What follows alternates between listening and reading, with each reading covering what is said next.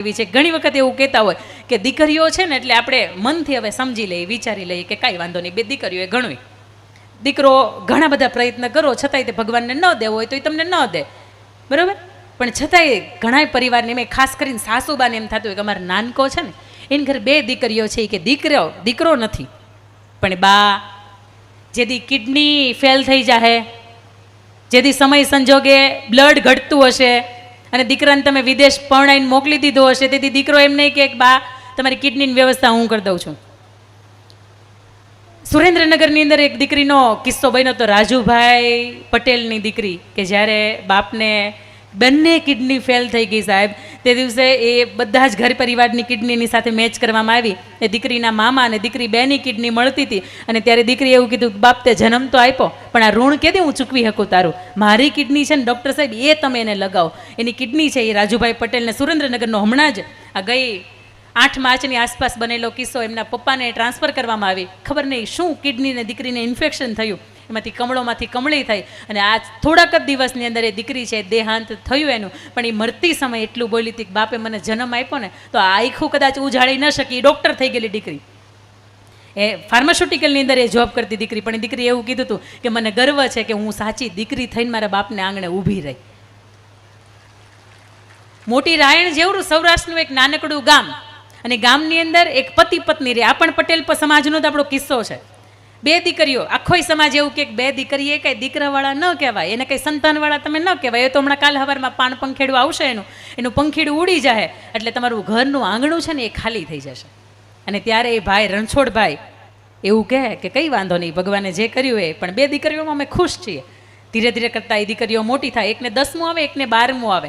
એ રણછોડભાઈને પાણી વાળતા વાળતા વિચાર આવે કે દીકરીઓ હવે મોટી થઈ રહી છે, માંડ 8, 10, 15 વીઘાનું ખેતર છે અને એમાંથી દીકરીઓને શિક્ષણનો ખર્ચ કેમ ઉઠાવીશ, એનો ભણતરનો ખર્ચ હું કેમ ઉઠાવીશ, એના ભવિષ્યમાં કેટલાય ખર્ચ આવશે હું કેમ ઉઠાવીશ. અને આ ચિંતાની અંદર એ રણછોડભાઈને એટેક આવે છે. એ માણસનું પ્રાણ પંખેડું ઉડી જાય, ઘર એમ કહેવાય કે નોધારું થઈ જાય, ઘર ખુલ્લું થઈ જાય, કારણ કે મોભારું છે એ ઘરનું ઉડી જાય અને 3 દિવાલ વધે, બંને દીકરીઓને એક એની માં. પણ બને છે એવું કે જે તે સમયે રણછોડભાઈએ ગામના કોઈ 2-4 વ્યક્તિઓ પાસેથી 3,60,000 રૂપિયા લીધેલા કે એને પાછા આપવા માટે, હજી પોતે બચ્યા નહીં. અને એ 3-4 હજી તો 12મું 13મું એની વિધિ પૂરી થાય અને એ જ સમયે ગામના 2-4 લોકો હોય એ આવે ને એવું કે આ વર્ષ જૂનની અંદર થયું, આવતો જૂન આવે એ પહેલાં મને તમારે 3,60,000ની રકમ આપવી પડશે, અને ન આપો તો પછી બે દીકરીઓ છે જ ને. આટલું બોલ્યા ને જતા રહ્યા, અને દીકરીઓને અંદરથી તિખાર્યો થયો કે બાપની હવે હાજરી નથી, ભાઈ આપણે ઠેકાણે નથી અને માં હવે કરી ન શકે, એટલે જે કરવાનું છે ને એ આપણે કરવાનું છે. એટલે પોતાનું ગામ હતું ત્યાંથી એક શહેર થોડુંક નજીક થાય. બંને દીકરીઓ છે, એક 10મું ભણે એક 12મું ભણે, સવારથી બપોર સુધી શાળાએ જાય. બપોર પછી એમ કહેવાય કે બેનપણીઓનો સાથ લઈને એ પાણીપુરીનો મસાલો બનાવે. બપોરે પછી એ બુકાની ધારી પોતાના વસ્ત્રો છે ને એમાં બ્લેક કલરના વસ્ત્રોથી પોતાનું મોઢું ઢાંકી દે અને બપોરથી સાંજ સુધી એ શહેરની અંદર એ પોતે રેકડી લઈને પાણીપુરી વેચે. સાંજે ફરીથી એ ગામની બસ આવે એટલે અંદર ગામમાં આવી જાય. આખું ગામ એને એવું કે બાપ નથી, ભાઈ નથી, આખો દિવસ દીકરીઓ રેખડા કરે. પણ એ દીકરીઓ એની માને એમ કે માં તું વિશ્વાસ રાખજો, અમે ભણવા સિવાય કાંઈ કામ નથી કરતા, તું ચિંતા ન કરતી, તારી પાસે કોઈ ફરિયાદ નહીં આવે.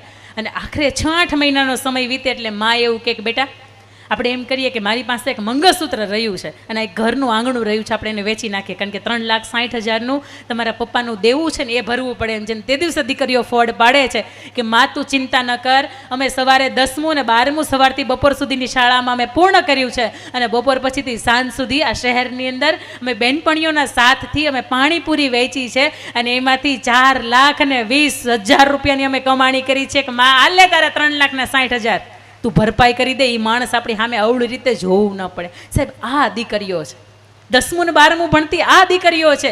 અને આજે પણ જ્યારે તમે ભાવનગરની અંદર તમે જાઓ ને ભાવનગરની અંદર સુભાષનગરની અંદર ઝીણાભાઈ ભરવાડને ઘેરે 2 વર્ષ પહેલાં જાન આવે છે.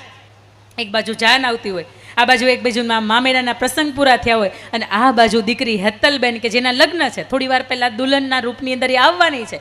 એ દીકરીનું પ્રાણ પંખેડું ઉડી જાય ત્યારે ઝીણાભાઈ ભરવાડ નક્કી કરે કે કાળિયા ઠાકરે જે કરવું હતું એણે કર્યું, પણ હવે હું એક બીજો નિર્ણય લઉં છું કે મારી નાની દીકરી છે ને એને હું આ મંડપની અંદર પરણાવું છું, કારણ કે જાને પાછી જાય ને એને અપશુકન કહેવાય. તે દિવસે જેની બધી બહેનપણીઓ હતી ને એવું કહેતી હતી કે તું કહેતો ખરા કે મને પરિવાર ગમે છે કે નહીં, મને ઈ વ્યક્તિ ગમે છે કે નહીં, આજ સુધી તેને જીજાજી કહ્યા છે, હવેથી આજથી તારો ભરથાર થવાનો છે, તું તારો રાજીપો વ્યક્ત તો કર. અને તે દિવસે 21 વર્ષની દીકરીએ સાહેબ એવું કીધું હતું કે મારો બાપ જે નક્કી કરે ને એ ઠેકાણું બરોબર જ હોય. આ તો એણે મારી પાસેથી જીવન માંગ્યું છે, કદાચ પ્રાણ પણ માંગી લે ને તો મારે આપી દેવાના હોય, મારા બાપની વિરુદ્ધમાં ન જવાનું હોય. સાહેબ તમારી મારી દીકરીને આટલું શીખવજો કે પારકો કોઈ પણ વ્યક્તિ મા બાપની પરિવારની વિરુદ્ધમાં બોલે ને તે દિવસે એ સહસ્ત્ર હાથ લઈને સામેવાળાને વીંધી નાખે. અહીંયા બેઠેલી દીકરીઓને પણ મારે તમને એવું કહેવું છે કે પાણીની બોટલ, એક કાચની પાણીની બોટલ હોય, એની અંદર એકમાં પાણી ભર્યું હોય અને એકની અંદર ઘી ભર્યું હોય, અને તમને કહો કે એમ કે આપણે એક્સચેન્જ કરવી, તમે કરો? હા કે ના?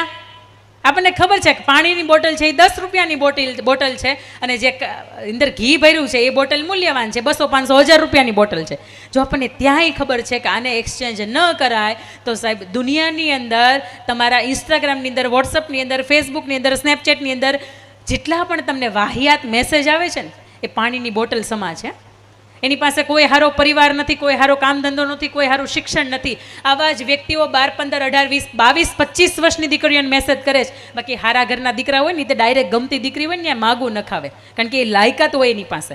પણ જે દિવસે તમારી સામે કોઈકના નબળા મેસેજ આવે ને તે દિવસે તમારામાં બ્લોક નામનો ઓપ્શન છે.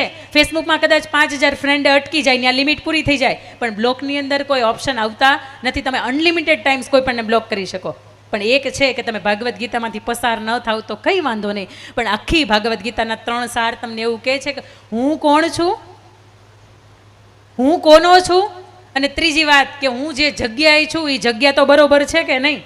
આ 3 વાત ખાસ કરીને અહીંયા બેઠેલી દીકરીઓ છે ને એને યાદ રાખજો, કારણ કે તો જ અમે મા બાપ તરીકે તમારી રિંગટોન સેટ કરી શકીએ કે અમારી ઘરે લક્ષ્મીનો અવતાર, અમારી ઘરે દીકરીનો અવતાર. આજથી જ્યારે 1857ની અંદર તમે જાઓ તો ત્યાં પણ અંગ્રેજ સરકારની અંદર એક દીકરી હતી, એની નજર એની ઉપર નજર પડે છે અને દીકરીનું ખાલી બાવડું પકડ્યું હોય. એટલે દીકરી ઘરે આવે ને એને બાપુને એમ કે બાપુ હવે મારાથી જીવાશે નહીં. એ બહાર 14 વર્ષની દીકરી છે અને બાપુ એવું કે બેટા આજ સુધી તારી કોઈ ફરિયાદ નથી આવીને હવે તું કેમ એવું કહે છે કે જીવાશે નહીં. અને તે દિવસે દીકરી એવું કહે છે કે પેલો ગોરેજ અંગ્રેજ અધિકારી છે ને એને મારું બાવડું પકડ્યું, મેં મારી માથાની ગોળી હતી ને તો એને મારી જ હતી, એ બેભાન થઈ ગયો, એ વયો ગયો, પણ એને મારો સ્પર્શ કરી લીધો, મારાથી જીવાય નહીં. તમારી પાસે બાપુ 2 ઓપ્શન છે, કાં તો મને તમે ઝેરનો કટોરો પાવ, મને મારી નાખો, અને કાં તો તમે મારા સગપણ જેની સાથે નક્કી કરી નાખ્યા છે એને તમે સંદેશો મોકલાવો કે એ વ્યક્તિ ત્યાં જાય, ગોરા અંગ્રેજ અધિકારીને મારે, એના લોહીની અંદર ચૂંદડી ડૂબોડે અને પછી મને ઓઢાડે.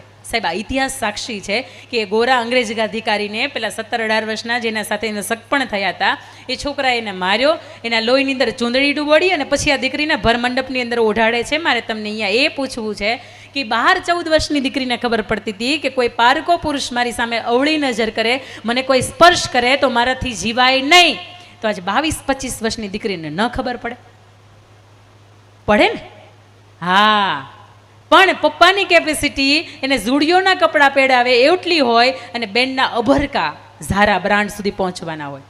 પપ્પાની કેપેસિટી એને વિવો કે સેમસંગ લઈ દે આટલી હોય અને બેનની અંદરથી એવું થતું હોય કે મારે એપલનો 3 કેમેરાવાળો ફોન જોઈએ છે. સાહેબ આ સમાજની ભૌતિક વ્યવસ્થાઓ આજ છે ને આવતીકાલે નથી, પણ તમારી અંદરનું સત્વ છે ને એ તમને ઉજળા રાખે છે.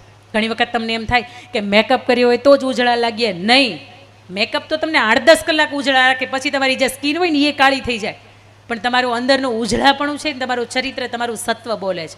એટલે આ પંચહાનિકા મહોત્સવ છે, તમે એનું અહીંયા ઉપસ્થિત થયા છીએ. મહિલા સત્રની અંદર જ્યારે દીકરીઓ વિશે વાત કરી રહી છું ત્યારે અહીંયાથી એક વાત લઈને જજો કે મારા પરિવારની વિરુદ્ધમાં બોલનારો વ્યક્તિ હોય ને એને ગમે એમ કરીને પાછો પાડી દેવાય, એને ગમે એમ કરીને એનાથી તમારે રસ્તો બદલી નખાય, પણ પરિવારની વિરુદ્ધમાં બોલતો હોય આની સાથે સંસાર ન મંડાય. આ વાત દીકરીઓની મેં તમને કરી. એના પછીની બીજી વાત એટલે